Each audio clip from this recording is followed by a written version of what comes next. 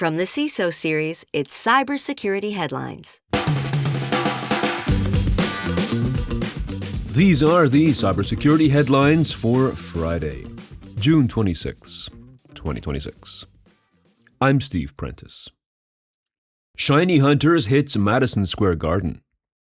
The infamous hacking group made an announcement on June 12th that it had hacked Madison Square Garden data and then threatened to expose more than 26 million records if no ransom was paid.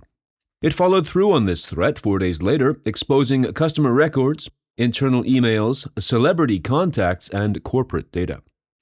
According to the New York Times, multiple class action lawsuits have now been filed against the company as a result of the publication of the data. Cal Water finds no evidence of OT activity. Following up on a story we covered last week, the California Water Service, Cal Water, has now confirmed that it has found no evidence of activity in the water utility's operational technology environment following a claim made by Handala, a group believed to be a front for Iranian government hacking operations. In a statement to Security Week, Cal Water said regarding the investigation, quote, "Based on its investigation, Mandiant has confirmed that the threat actor activity was limited to unauthorized access to a small number of specific user accounts within 2 third-party service provider platforms." End quote. New CISA guide helps agencies adopt SASE for Zero Trust. This new guidance is intended to, quote, "help federal agencies replace their legacy internet gateways with Secure Access Service Edge, that is SASE, technology as part of the shift towards Zero Trust," end quote.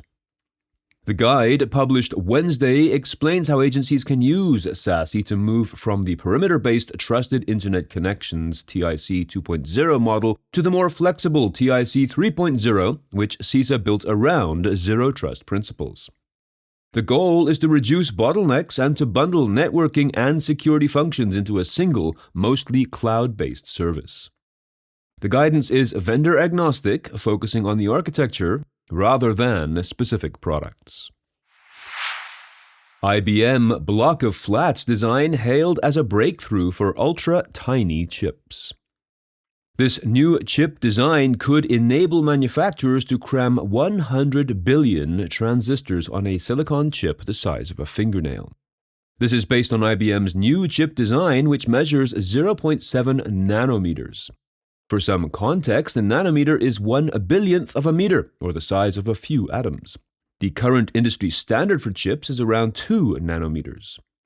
IBM says it will be several years before this new chip technology can go into production. However, it says that its prototype performed 50% better than its own 2-nanometer chip and was 70% more energy efficient.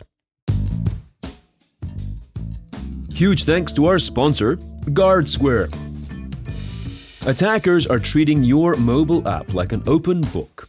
63% of security leaders recently detected app tampering, cloning, or unauthorized modifications.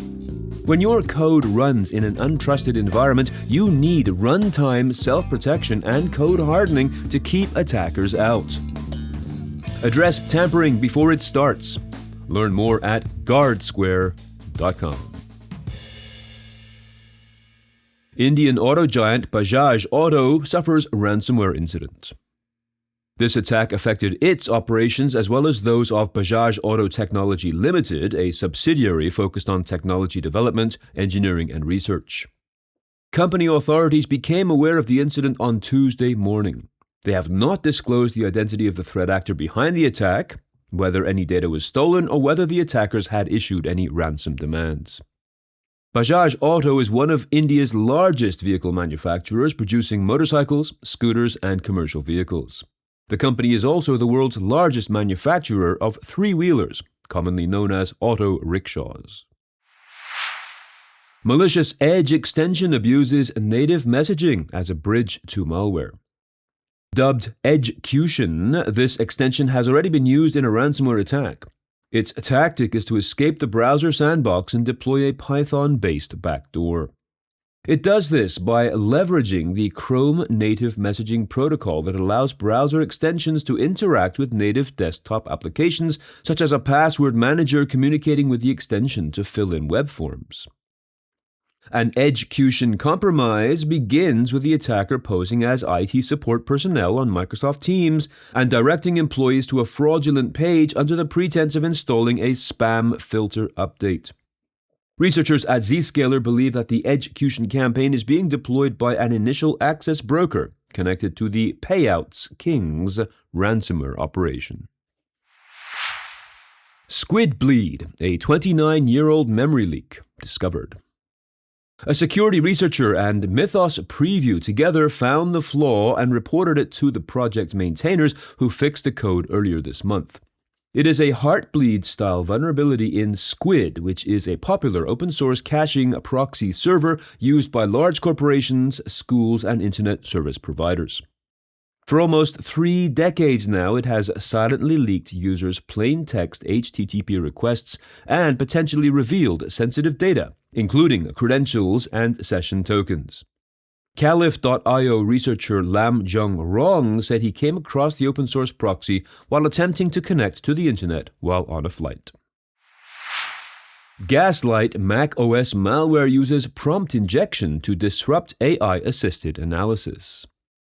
According to the Hacker News, quote, this previously undocumented Rust-based macOS implant and information stealer has been found to embed a prompt injection payload designed to trick a malware analyst's artificial intelligence tools and trick it into aborting or refusing an analysis of the artifact, end quote. It has been codenamed Gaslight owing to this deceptive behavior and is believed to be the work of North Korea-aligned threat actors.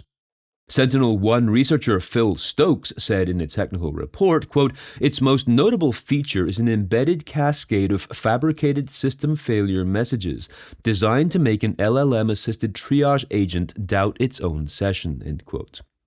He continues, quote, it attacks the agent's perception rather than the sandbox it runs in, end quote.